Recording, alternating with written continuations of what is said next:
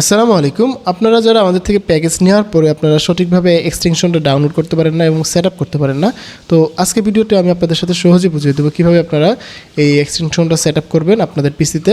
Just এখান থেকে download এক্সটেনশনে click করে দিলে আপনাদের কিন্তু এরকম একটা পেজে নিয়ে যাবে। দেন আমরা এখান থেকে ডাউনলোডে ক্লিক করব। ডাউনলোডে ক্লিক করলে কিন্তু আমাদের এক্সটেনশনটা ডাউনলোড হয়ে যাবে। সো এটা আমি ইজিভাবে দেখাচ্ছি। আপনারা চাইলে আপনারা ক্রোম ব্রাউজার অথবা চাইলে যে কোনো জায়গা থেকে যেখানে এক্সটেনশন সেট আপ করা যায় সেখানে করতে পারবেন।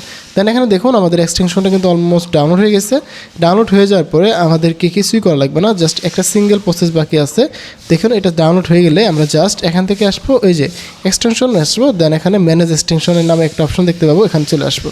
আসার পরে জাস্ট এই যে এখানে দেখেন ডেভেলপার মোড, যারা ক্রোম ব্রাউজারে দেখবেন বা ক্রোম ব্রাউজারে করবেন তাদেরটা ডেভেলপার মোডটা এই জায়গায় থাকবে, মানে মাউস দিয়ে দেখাচ্ছি এই জায়গায় ডেভেলপার মোডটা থাকবে। এটাকে জাস্ট এইভাবে অন করে দেবেন, এই যেভাবে অফ থাকবে এটাকে অন করে দেবেন। তাহলে এখান থেকে আপনারা সহজেই ফাইলগুলো লুট করতে পারবেন। যেমন এখান থেকে লুট আনপ্যাক এই ফাইলটাতে ক্লিক করে দিলে কিন্তু আমরা লুট করতে পারবো, অথবা যদি আমরা চাই এভাবে ড্রাগ অ্যান্ড ড্রপ করে এখানে আনতে পারবো। এবার ড্রাগ অ্যান্ড ড্রপ করে দিলেই আপনাদের কিন্তু এক্সটেনশনটা সেট আপ হয়ে যাবে। একদম ইজি পদ্ধতি।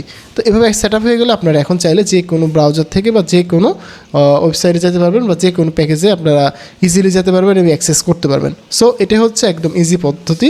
তো আশা করি আপনারা বুঝতে পারতেছেন কীভাবে এটা করা লাগে, আর আশা করি আপনাদের আর প্রবলেম হবে না। এনজয় করুন আমাদের সার্ভিসগুলো, আর যে কোনো প্রবলেম হলে অবশ্যই আপনারা আমাকে জানাবেন। ধন্যবাদ।